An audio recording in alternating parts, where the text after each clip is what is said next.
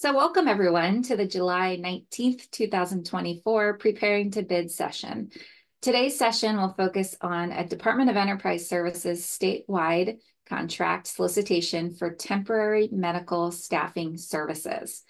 So my name is Tiffany Scroggs, and I'm joined today by Miriam Lynch-Tate, and we are with the Washington Apex Accelerator. So I'll talk a little bit about the agenda, and then I'll talk who Apex is, and then we'll dive into the material. You're welcome to ask questions anytime. The chat feature is probably the best way to do it, but it will also have lots of time at the end to answer more questions. So talk a little bit about why we're here today, and then about the Apex, and I'll dive into the solicitation history. We'll review the opportunity itself, and then I have two tools for you. And these tools are designed for you to make your own. You can take them, one's in Excel and one's in Word. And the idea is that you can take this tool and make it something that you use on every solicitation that you pursue, as a way to improve your efficiency and improve your responsiveness to what it is the government's asking you for. And then at the very end, we have more resources. And then, like I said, lots of time for Q&A. So a little bit about the Apex Accelerator. We are funded publicly by Department of Defense, and we're supported locally by Washington State, the Green River College, and other academic development organizations. Today's session is made possible through a partnership with Department of Enterprise Services, but we are not Department of Enterprise Services, so we're not state agency. We're a private not-for-profit, and we exist to help businesses navigate government contracts. So Miriam and I work for the Washington State Apex Accelerator, but there's other Apexes in other states. So if you're hailing us from across the country, you can find your local Apex Accelerator near you. We do have a focus on serving small, minority, women, veteran-owned firms. And we serve about 1,400 different businesses every year who go on to win $300 million in contracts and subcontracts. We have 17 advisors across the state. So we usually start with pairing you someone close to you who understands your local government agencies the best. But then we might pull in other team members that are subject matter experts depending on your business needs. All of our services are offered at no cost to you.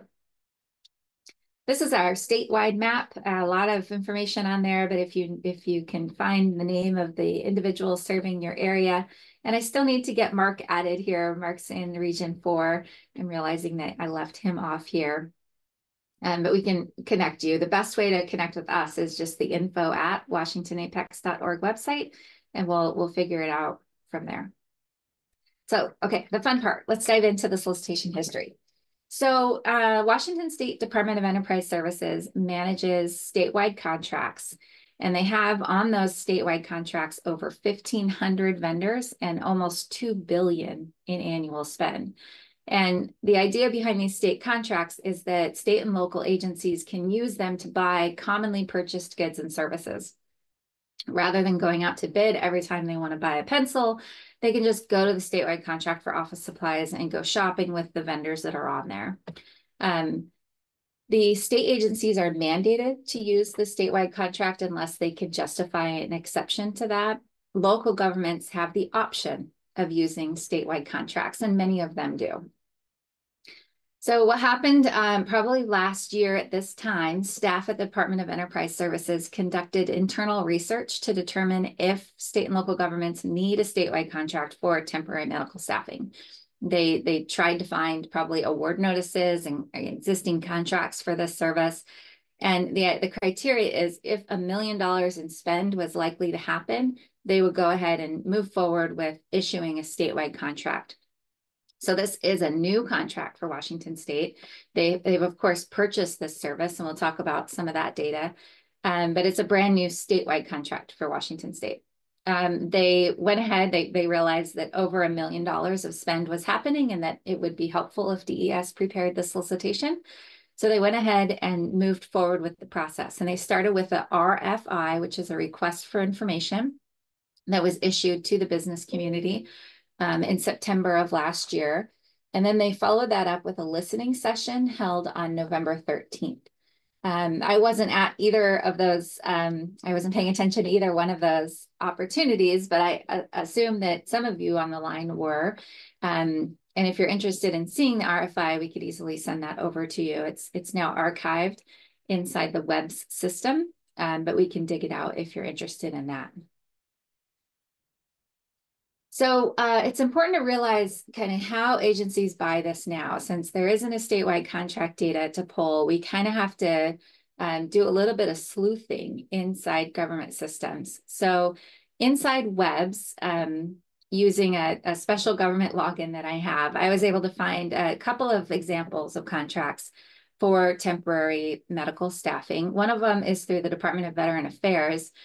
But quite frankly, I'm a little bit confused about this one because the 0 on the far right says that it was not awarded and that it was canceled. And so I'm not sure if that data is accurate or not, but it shows that the VA attempted to buy medical staffing last year.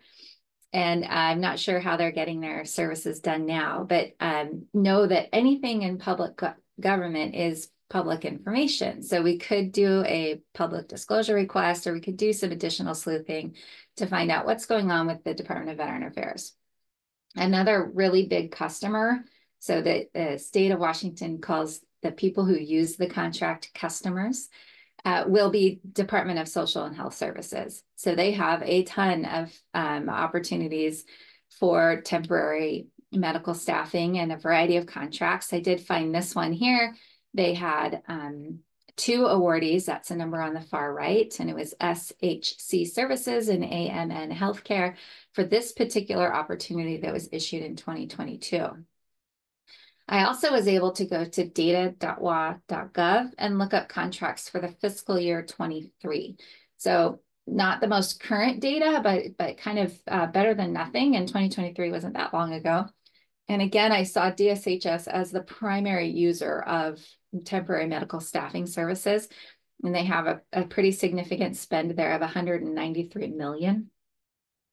And so you can see there the list of awardees of vendors that received contracts through DSHS's contract in 2023.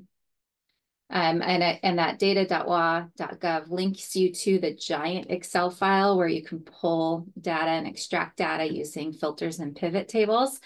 And if you're savvy like that, the second link there is to another DSHS contract for temporary contract nurse staffing services. And from there, you can see all sorts of things. You can see the solicitation as well as the awardees, which might be very helpful to you.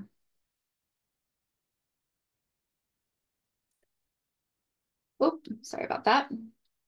So let's talk a little bit about what's going to happen after the award. So the statewide contract is going to be issued up to 74 awardees. It's not likely that they're going to actually issue that many awardees, but technically that is the amount of awardees that's possible with this solicitation. So you'll be listed on if you win, if you're a successful bidder, you'll be listed on the statewide contract site. And I gave you the link there. It's on the des.wa.gov website. And once you're listed on that site, we want to point out a couple of things. One, there's no guarantee that you'll get any work. It's mandatory that agencies use the contract, but it's not mandatory that they use you on the contract. So just be aware when you're doing your kind of internal risk assessment as to whether or not you want to bid this. There is no guarantee of work. After award, you'll work with specific state and local agencies on specific work scopes. So once you're on the contract, DES kind of will be the holder of the contract, but you'll work directly with the people that are using the contract to buy your services. And keep in mind that you'll have a quarterly reporting requirement to Department of Enterprise Services, regardless of whether or not you win any work. So there is some requirements and responsibilities after award.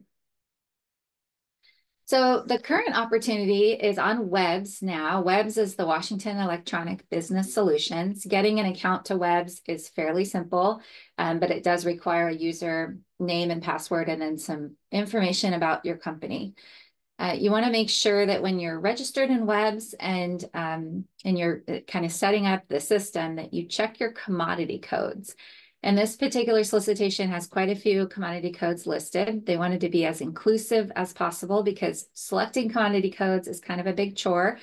And if they only pick one, they're at a high risk of missing out on some vendors that potentially could be interested and qualified. The other thing you want to make sure in webs that you're doing is getting emails related to opportunities in your commodity code. A lot of times people register in webs and then maybe they change their emails or somebody leaves the company and then, the emails kind of go off into the ether and they're not being received by you. It's especially important if you're bidding on a webs opportunity that you're getting the emails from webs. Webs is the only authoritative source. So anything I sent you in an email, anything I tell you, anything someone else tells you verbally is not official. You have to rely on what's written in webs documents. Webs is the only authoritative source. So it's really important that you have a login and password and that you're able to download the documents yourselves. So the other thing you can do on this page is if you scroll down, you can see all of the vendors downloading. And some of you might be listed on this list here. I just pulled this about an hour and a half ago of all the vendors that have downloaded. And you'll see their company name, their email, phone, as well as their status. So if you're one of the companies listed on here as somebody downloaded, keep in mind that that means that now your email is public information for others that are potentially bidding on this, which could be a good thing if you're looking at potential partnerships or other reasons. The other thing on here, you want to make sure that your small business or veteran status is correct. There is some reserved awards for this particular solicitation for only SB, so small business or veteran business under a V. How you know whether or not your firm is correctly listed as a small business is to go to your webs profile. And so in here in webs, on the left-hand side, you can view your profile. And this is a picture of my profile, and I've circled the fact that the ownership profile indicates that my organization is a Washington small business. If I were veteran, that's also where that would go. So the current opportunity, if we scroll down even further in webs, you see all of the attachments, and then on the right of the attachments will be where the solicitation amendments will go. They're guaranteed to be documents posted there in the future. You want to download all the attachments and organize them clearly in a folder where you can find them, and mainly pay attention to the reason, I guess, the document exists. So the first one I always download is the competitive statewide solicitation, which is typically on the top. The second one I always download is Exhibit B. That's going to be the performance requirements. And the third one I always look at is the Exhibit C for the pricing. How do they want my pricing to be shown? What are they going to be asking me for? But at the end of the day, you're going to have to understand and download and read and fill out, in some cases, all of these documents. So you might as well go ahead and download them all now with the date that you downloaded them. In case they're amended later, you can make sure that you have the most current one. So this is kind of a high-level overview of how this is all going to work. So you're going to first read the solicitation documents. You're going to pay particular attention at the beginning to solicitation and the Exhibit B. You're going to decide whether or not you want to bid. And then you're going to organize your approach, assemble your bid, and submit. So all of these kind of steps along the journey have best practices related to them that we'll talk about next. We recommend that you use a pre-bid checklist. So when you pull up that solicitation, I don't remember how many pages it was, but it's quite a lot. And it doesn't read like a romance novel. It's not very fun read. It's very technical. It's written by trained attorneys at times. And so using a checklist will kind of help you stay on track and pull out critical elements that are in that solicitation that will help you make a decision as to whether or not you're going to bid, and help you make decisions on the best strategy when you're preparing your bid. So if you can all entertain me for a minute and go ahead and pull up the solicitation, if you're able to. It was emailed to you about an hour ago. And help me fill out this form. So you have a copy of this checklist. You can make it your own. You can add your logo. You can take off checklist items and add checklist items. This particular version that you have is fairly generic. It's designed for any business in any industry selling to any level of government. So make it your own, and it'll be much more useful for you that way. But if anyone is able to help me out here, can anyone tell me the solicitation number? So when I'm preparing to bid, I always want to make sure I'm talking about the right solicitation. Does anyone want to unmute and shout out the solicitation number? Or you can type it in the chat.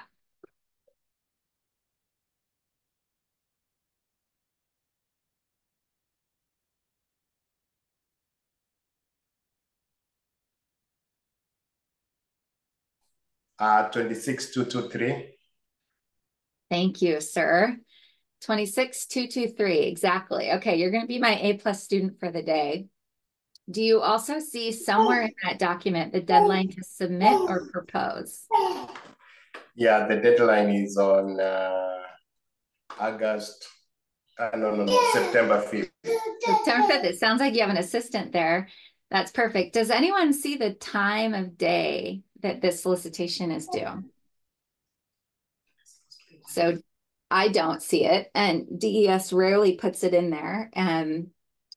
Which when it doesn't seem like September 5th seems like forever away, but actually it'll come up really fast. And that when the day comes and you're not quite ready and you need to know what time of day, you don't want to make any assumptions about that. So that would be something that I would ask for. And then because there's so many documents, because the solicitation is long, you want to also give yourself a reference point as to where you found that information so you can go back and double check it later. So pre-proposal conference date on that same page is going to be July 24th at 9 a.m. So I highly recommend that if you're viewing this webinar prior to July 24th, to attend that pre-bid conference. The contracting officer will kind of walk you through different elements of the solicitation, and you might gain some valuable information, and you'll have an opportunity to ask clarifying questions. There is no site visit date for this particular solicitation, and I doubt that's common in your industry, so you can go ahead and delete that from your checklist. It's not usually relevant to you. When is the Q&A period? This is a critical period in the process of bidding on any government contract. They issue you can ask questions during this time frame, and we call it a pre-proposal inquiry cutoff date, or just Q&A dates. Anyone see that in there? Maybe August 24th. August 14th is what I saw. 14. I'm sorry. Oh, good. Okay, perfect. I'm like, maybe I'm wrong on that. I don't know. So that's also on page 5. Thank you so much for hopping in there. That means between now and August 14th, you can ask questions on the solicitation. Know that those questions will be included in a write-up that will be issued as an amendment. So it'll be your written question. It won't say who said it, but it will be a written question that you submit with the state's answer to your question. And that's designed to make it a fair and competitive process so that everybody has the same information. The issue date of the solicitation was July 23rd. That's not right. That date must be wrong. Somebody can correct me on that. But I'll go ahead and move on. The reserved award is for veteran-owned and small businesses. And so what's a reserved award? So another term for it could be considered a set-aside, where they want to make sure that there's small and veteran-owned businesses that are able to be competitive on this solicitation. So they've carved out awards for only that population of bidder. And there's more information on that on page 2. And then the commodity codes and NAICS codes, we already talked about where to find those. Keep in mind, so if we can continue on down the checklist, we're not going to do the whole checklist today. It's designed to be your tool with you to kind of walk through on your own. But I did want to point out the method of proposal submission. So this is going to be on page 16, because a lot of people expect to be able to upload documents in webs, or maybe they're old school and they're thinking they have to download and print and mail or hand deliver. It's email. There's an email specified on page 16. The documents have to be unzipped and underneath a certain size. And there's probably a subject line requirement in there, so keep an eye out for that. The other thing I'm looking for when I do my pre-bid checklist, I'm looking for the type of solicitation. So how am I going to be evaluated? Is it just low bid, or is it going to be based on my past performance or some other factor? And for this particular solicitation, I found on page 9 is the non-cost factors. So past performance and how you handle different things within your business is 560 points. And then the cost factors, depending on the, I guess, the type of staffing you're providing, is up to 400 points, 282 to 400 points. And then there's another executive order related thing that's worth another 40. So non-cost factors are the primary way that you will be evaluated, but cost is still a factor and a very important factor with this solicitation. The other thing I always double check for is whether or not there's a price escalation clause, because this solicitation will be, I don't remember the term, but I think it's a couple of years typically, and you're locked into your pricing. And especially in your world with staffing changes and inflation and the competitive environment of medical staffing specifically, this is probably a really important thing to hone in on and build into your I guess, risk evaluation or into your pricing model. And what I found was that it's firm and fixed for at least 1 year, and that you can request adjustments proactively. You have to request adjustments to your pricing in November of 2025 would be the first time you would get to do that. And then you can't ask for more adjustments outside of what a specific index that they list there. So if you underbid this, you are stuck with that pricing for a year. And even after that year, you can only go up so high. And this information is found in an exhibit we haven't even talked about today. It's an Exhibit D. One nice thing that the state of Washington really does is provide a sample contract. So this is going to be all the contract terms and clauses that you have to abide by if you are successful in winning. They want to give that to you right up front so that there's no surprises. So do take the time to read Exhibit D and make sure you understand your contract obligations, because some of them will impact your pricing and some of them will impact your ability to perform. And you want clarity on all of that as you go into the bidding environment. And you have time to do this analysis because it's not due until September, like we said. So that's the pre-bid checklist. I think I've reiterated it enough that, a best practice is to open up the solicitation and cull out important information and fill out this pre-bid checklist as you go through the document. And that will help you stay organized and focused on what it is that the solicitation is asking you to do. With this information in hand, you should have a better understanding of what it is you're bidding on, and you'll be able to conduct a bid or no bid analysis based on your company's goals, based on what you're good at, and based on your likelihood of success. And pausing to kind of take this time to do a bid or no bid analysis can be really helpful, especially if you're a competitive person. You're like, I'm just going to bid on it because it's for me. You want to actually slow yourself down, read the solicitation. You do not, especially as a small business, have the luxury of wasting time on bidding something you're not likely to win or something that you don't want later. So kind of this analysis allows you to think about why you want this work and how you'll bid competitively. We work with businesses all the time, and I see that Trina Payton is on the line too. She's one of our advisors in Pierce County, Washington.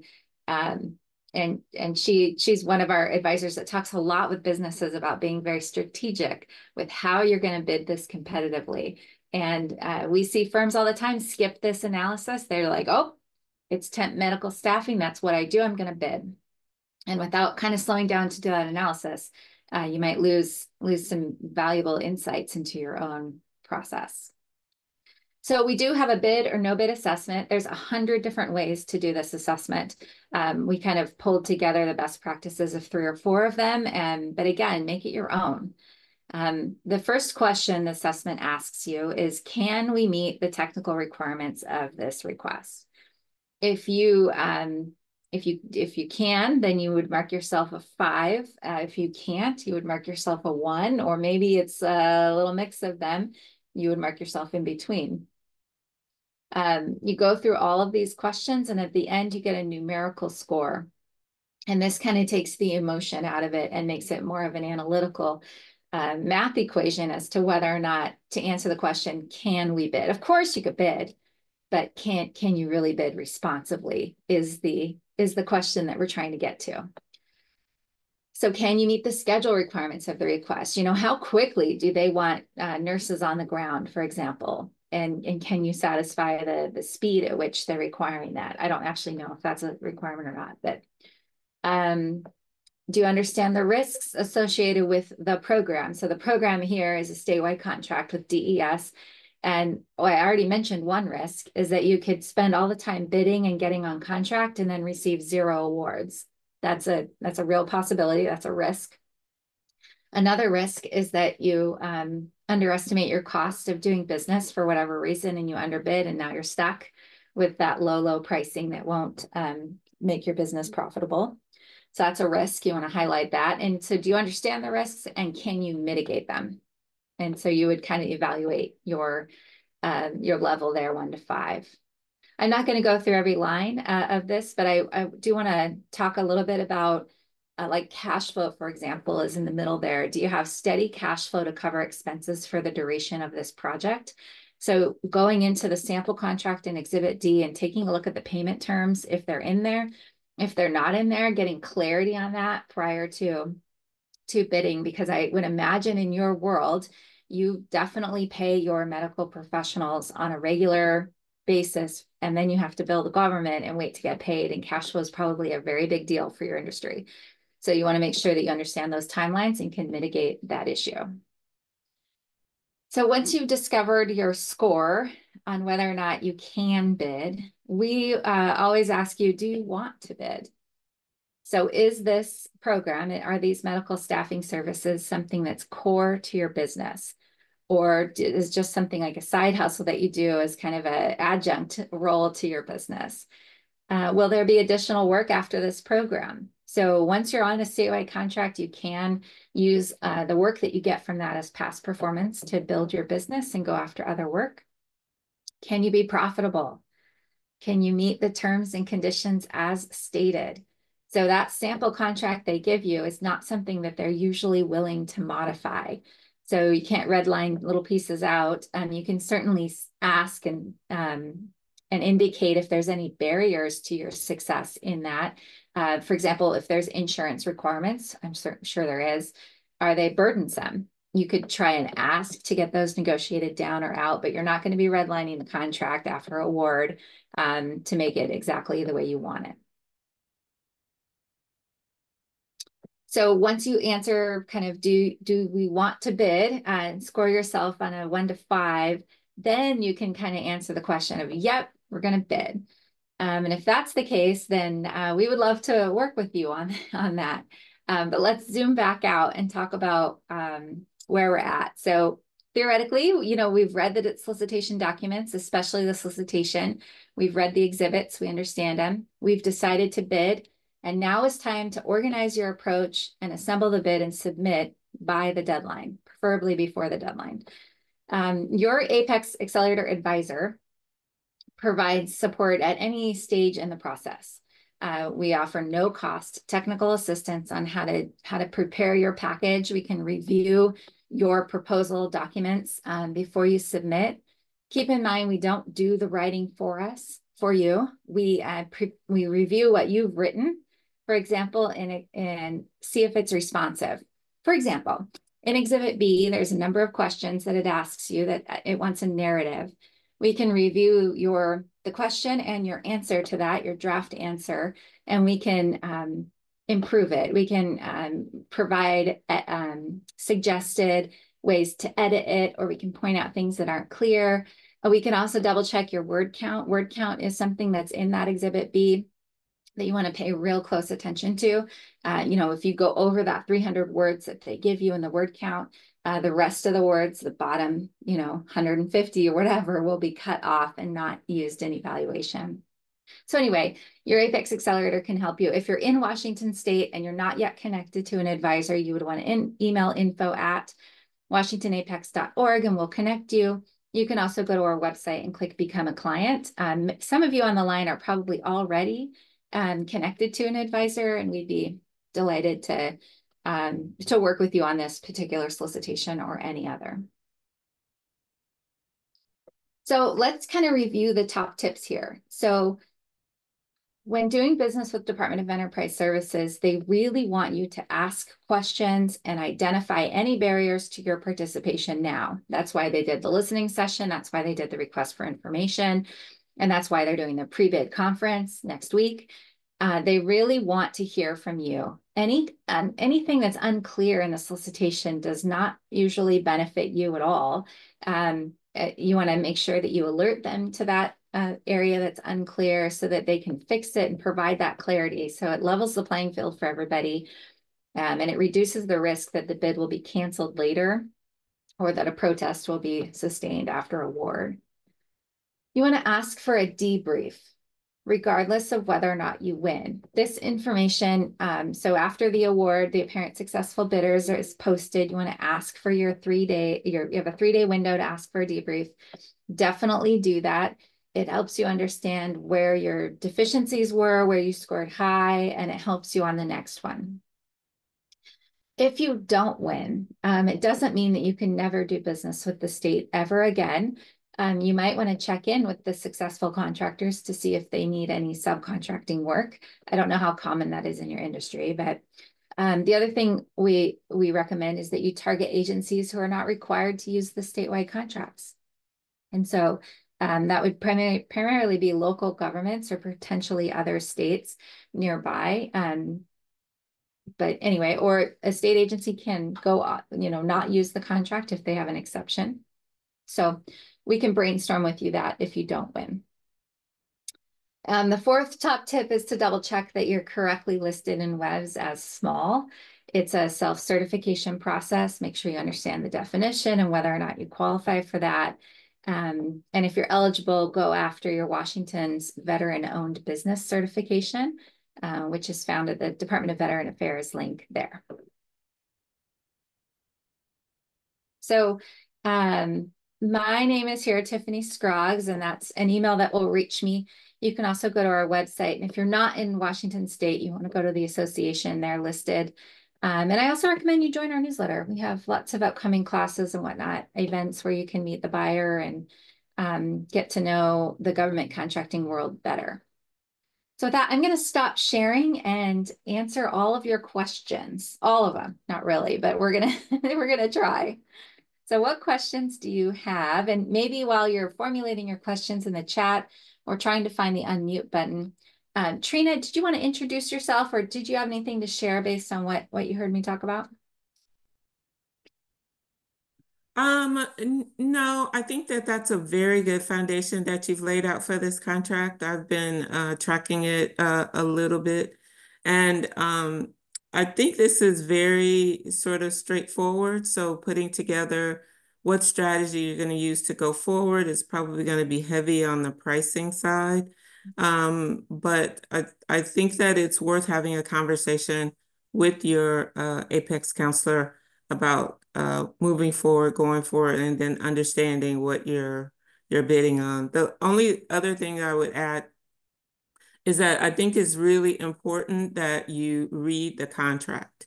It's going to have your insurance requirements in there. It's going to have a lot of information that may generate some questions. So while you have the ability to ask questions and get a formal, a committed answer back, I think that's the only additional emphasis I would add.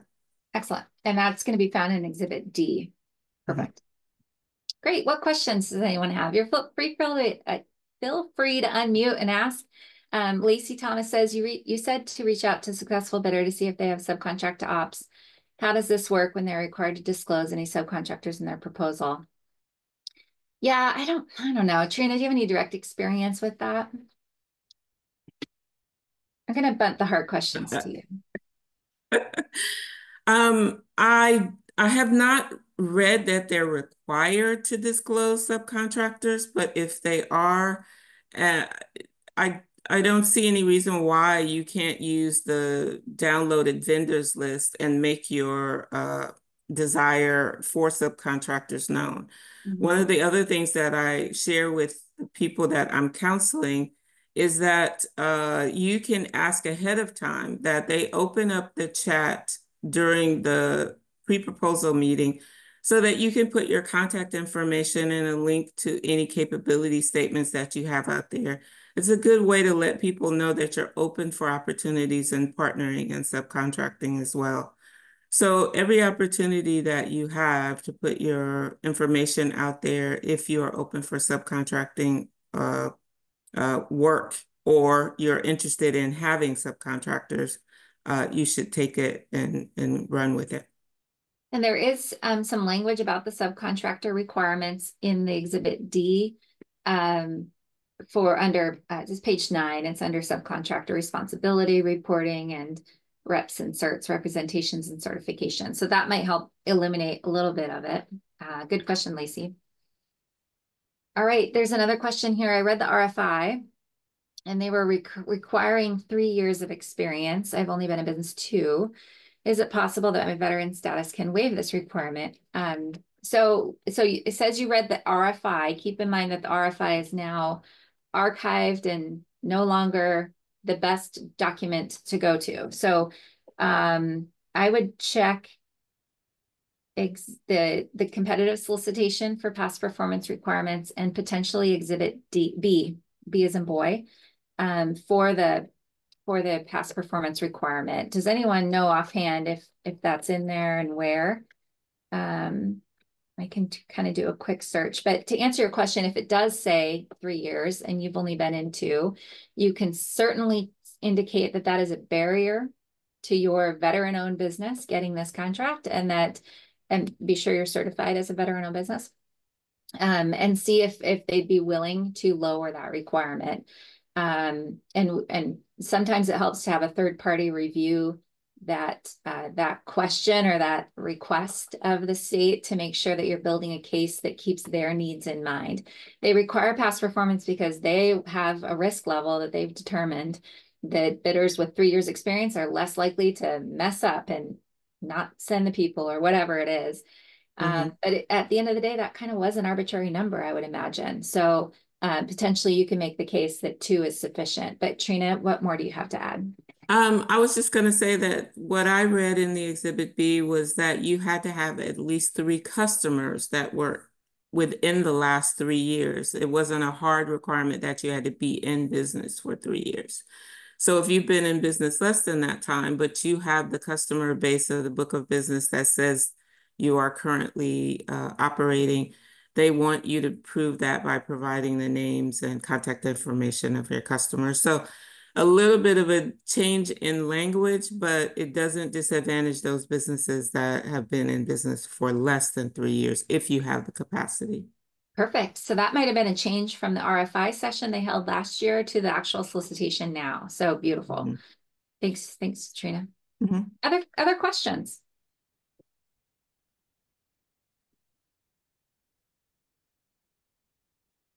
Okay, I'm going to go ahead and end the recording and hang on because we always have more questions after I stop the recording. And then we'll see if you have anything else